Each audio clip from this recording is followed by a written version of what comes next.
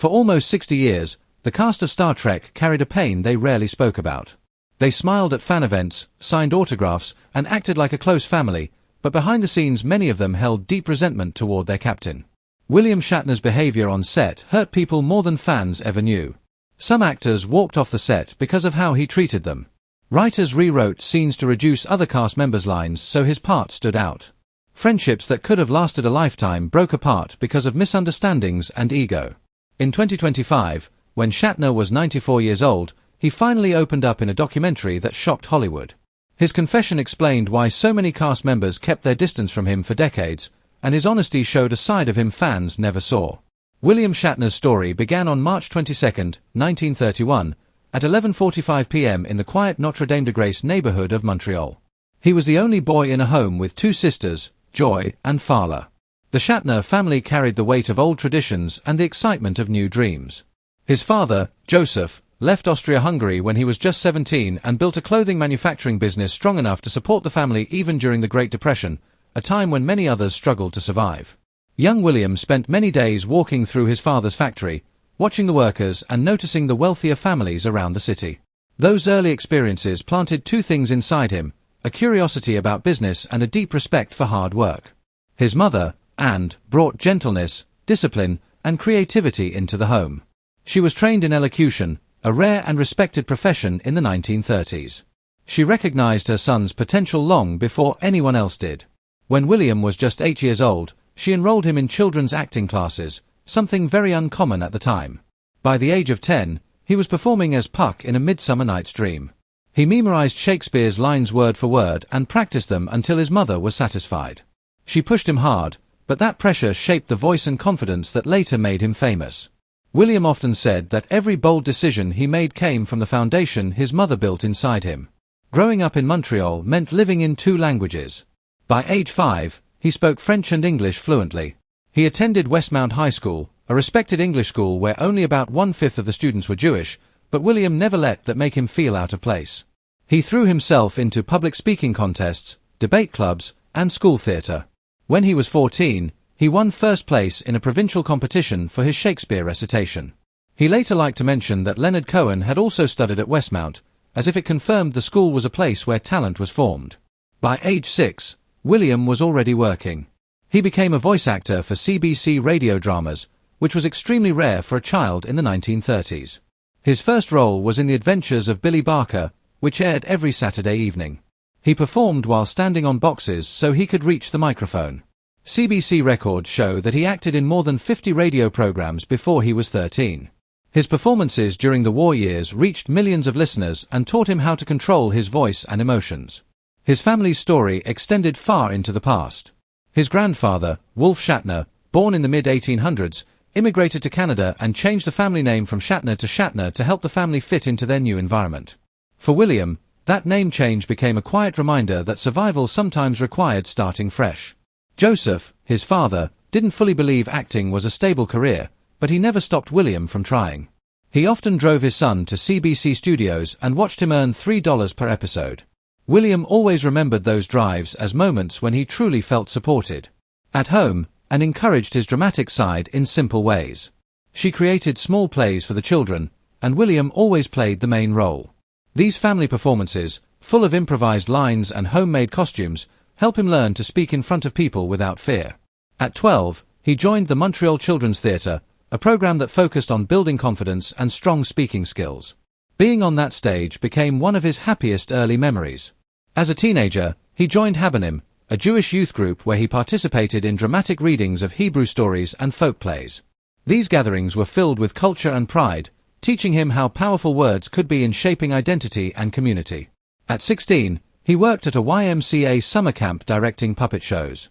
Even though he earned only $25 a week, it was his first real experience earning money through creativity.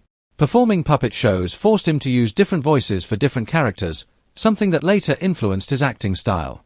In 1949, William enrolled at McGill University and chose commerce as his major, hoping for a practical path. But theatre always pulled him back. He joined the Red and White Review, a comedy group famous for its sharp campus satire. Their shows drew large crowds, and William spent many late nights practicing, learning timing, and discovering how a single pause or glance could change a joke completely. By the time he graduated in 1952, he knew deep down he belonged on stage, not behind a business desk. During his university summers, William performed with the Royal Mount Theatre Company in the Laurentian Mountains. The stage was small and crowded, but the audiences loved the shows. Once, while performing Twelfth Night, he slipped on a banana peel and fell off the stage, making the audience roar with laughter. That accident became one of his favorite memories. It proved that even mistakes could turn into something magical. After graduating, Shatner worked as an assistant manager at the Mountain Playhouse in Vermont. The job barely paid enough to live on, but he learned everything he could: how productions ran, how actors prepared, and how much discipline the craft required. He cleaned floors, sold tickets, and memorized lines late into the night. It was a difficult start, but it built the endurance he needed for bigger opportunities. In 1952, he joined the Canadian Repertory Theatre in Ottawa, where he understudied lead roles and stayed prepared for last-minute performances. His chance arrived unexpectedly when a lead actor fell ill moments before a show. William stepped in with almost no rehearsal, performed a powerful monologue, and earned a standing ovation. That night proved he could shine even under intense pressure. By 1954, he set his sights higher and auditioned for the Stratford Shakespeare Festival. He was hired for the entire season and paid $150 a week. It wasn't much, but it allowed him to survive. He understudied roles in Henry V and Oedipus Rex and learned how to perform Shakespeare for huge audiences. Stratford's demanding environment shaped him with discipline and technique that served him for the rest of his career. In 1956, at 24 years old, Shatner arrived in New York for his Broadway debut in Tamburlaine the Great at the Winter Garden Theatre. His role was small. He carried the lead actor in a sedan chair and tried not to stumble. After 12 days, the show closed suddenly. One moment he was on Broadway, and the next he was standing outside in the cold, wondering how quickly everything could disappear. Still, the experience anchored him in New York and pushed him toward his next opportunity. That opportunity arrived in 1958 with The World of Susie Wong at the Broadhurst Theatre. At first, audiences didn't like the show. Reviews were harsh, and performances felt shaky. The leading actress, France Nguyen, barely spoke English and had to learn her lines phonetically. But director Joshua Logan kept refining the play until everything clicked. The chemistry between Shatner and Nguyen became the talk of Broadway. The show ran for more than 500 performances, transforming Shatner from a struggling young actor into a rising star. William's path to film began earlier, in 1951, when he appeared briefly in The Butler's Night Off, a small Canadian comedy filmed on a tight budget. The production was chaotic, but it was his first time in front of a movie camera. By 1958, he appeared in The Brothers Karamazov, his first Hollywood film. Although the movie didn't do well at the box office, it introduced him to the world of major studio productions. In 1961, he played Captain Harrison Bias in Stanley Kramer's intense courtroom drama Judgment at Nuremberg. Filming in real Nuremberg trial rooms gave the production emotional weight. Shatner's performance stood out, and the film became one of Hollywood's greatest works. By the early 1960s, television roles came frequently. In 1963, he terrified audiences in the Twilight Zone episode Nightmare at 20,000 feet. The crew built a life-size airplane set, complete with rain and wind machines. Shatner played a nervous passenger convinced a creature was on the wing. He even pranked the director between scenes by pretending to see something outside the window, keeping everyone on edge. The Twilight Zone episode aired on October 11, 1963, and cost about $75,000 to make. William Shatner earned $1,500 for his performance, but the payment mattered far less than what the episode became. It turned into one of the most famous Twilight Zone stories ever created, and it followed him for the rest of his life. A year later, in 1964, he appeared in The Man from UNCLE in an episode called The Project Strieger's Affair. It was filmed at Universal Studios, where wires and harnesses were used to create the look of zero gravity as Shatner raced through metal corridors. Leonard Nimoy, long before he became Spock, played the villain's assistant. Neither man knew their futures would be tied together forever, but fans loved the episode's energy. It aired again and again in reruns, quietly helping to pave the path toward Star Trek. That same year, Shatner appeared in an episode of Alfred Hitchcock Presents titled The Star. He played an actor named John Crane, a man desperately clinging to a fading career. The role felt painfully real to him. He practiced the emotional monologues for hours on the Revue Studios lot. Hitchcock himself supervised parts of the production, shaping the tension and controlling the mood. Shatner earned $1,200 for the job, Not a large amount, but the performance proved how deeply he could commit when a story matched his truth. In May 1965, he appeared on Dr. Kildare in an episode called To Each His Own Prison, where he played a sly lawyer navigating legal and moral pressure.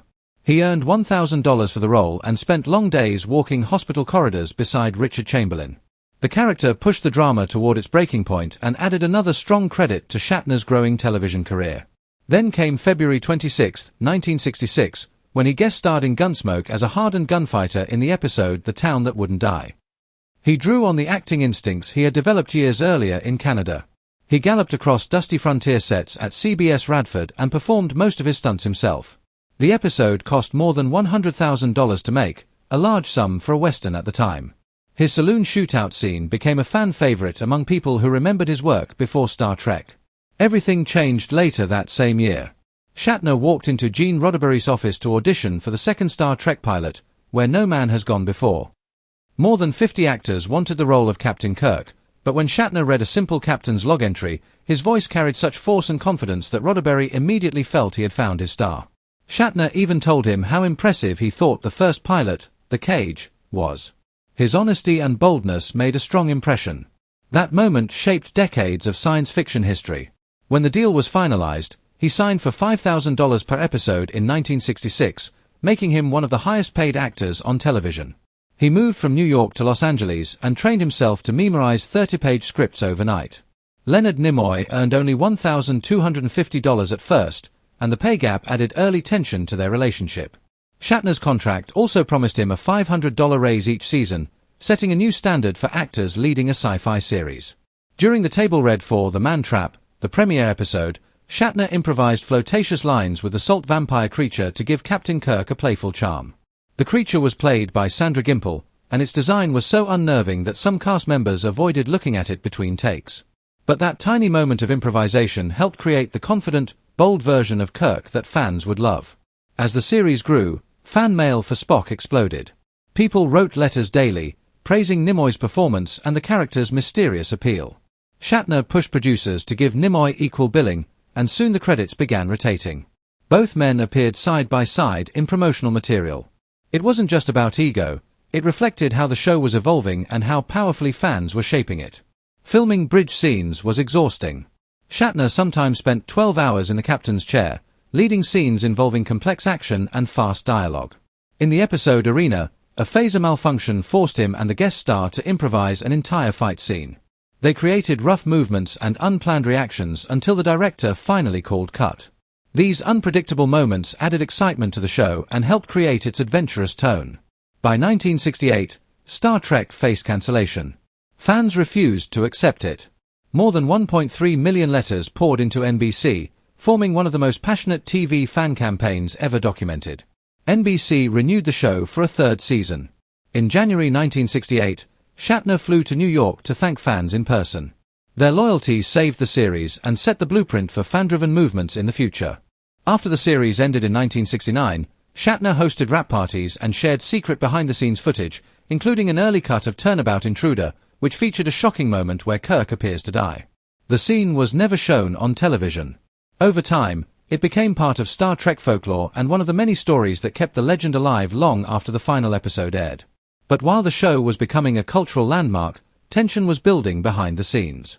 It began during the earliest days of filming in 1966.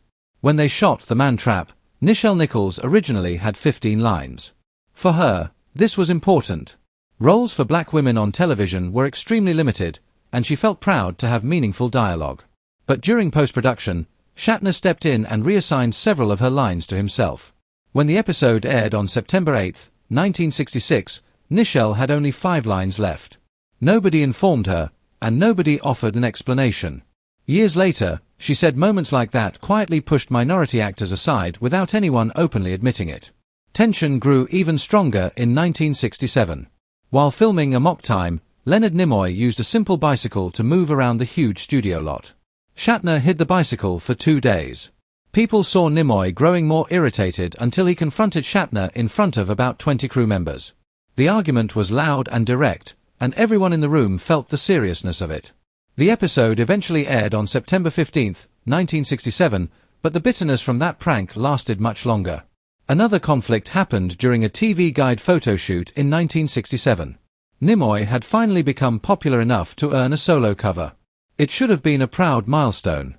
But Shatner used a contract clause to block the solo feature and demanded to be included.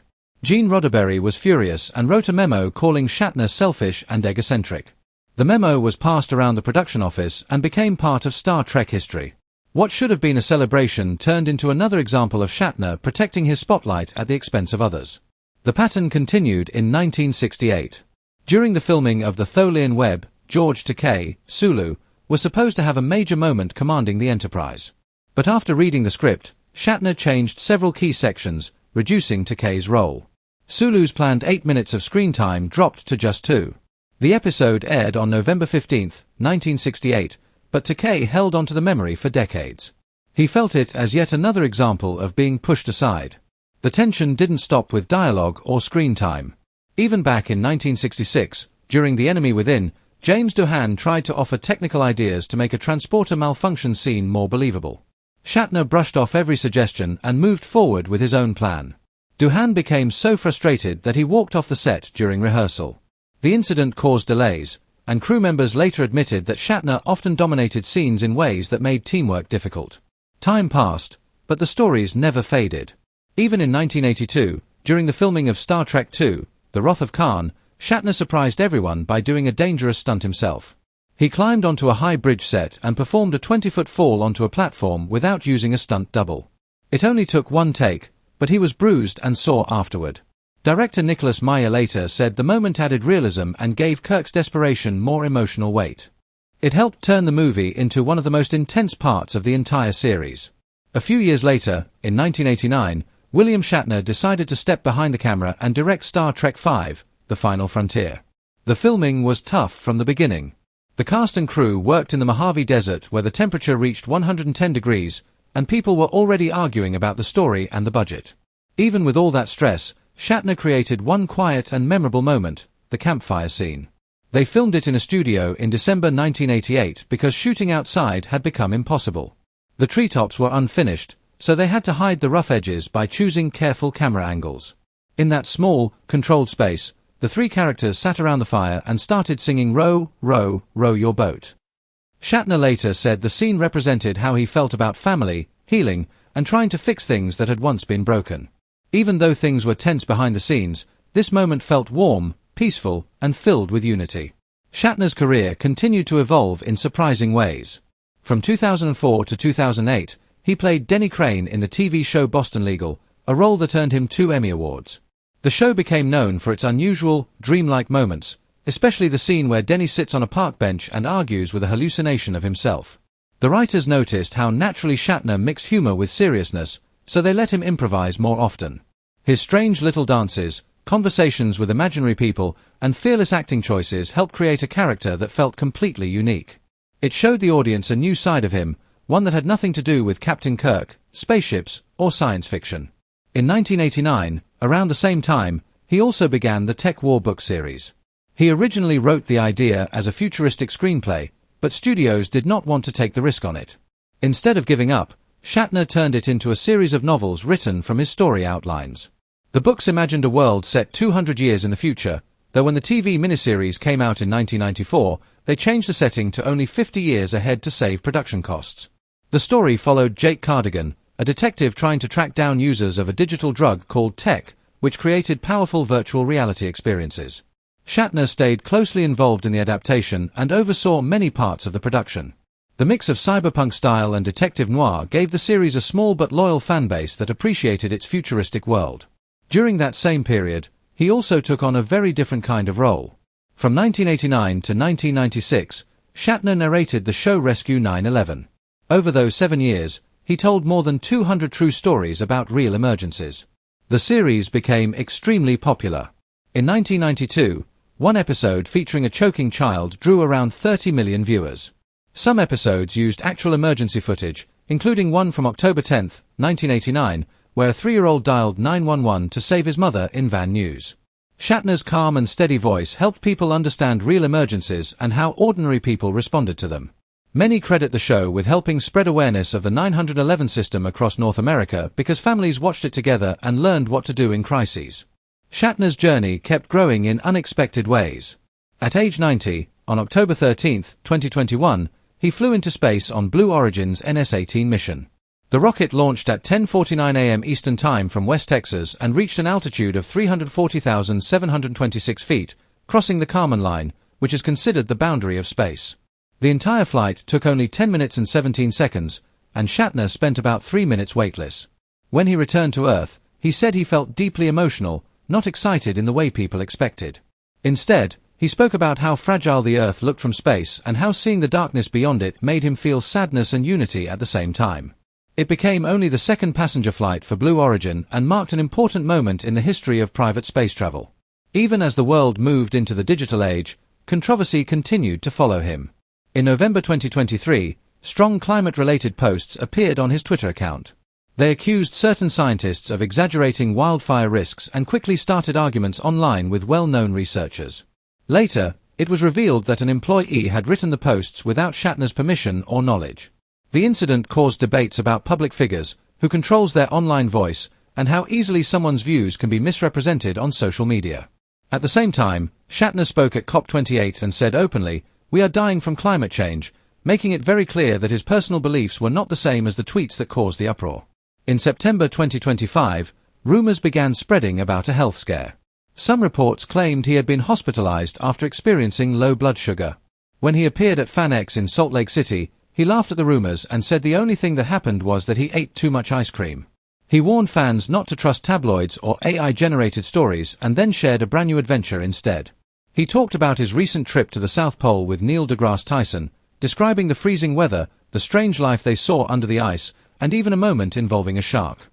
His energy and enthusiasm at age 94 turned what could have been a worrying rumor into a story about how alive, adventurous, and curious he still was.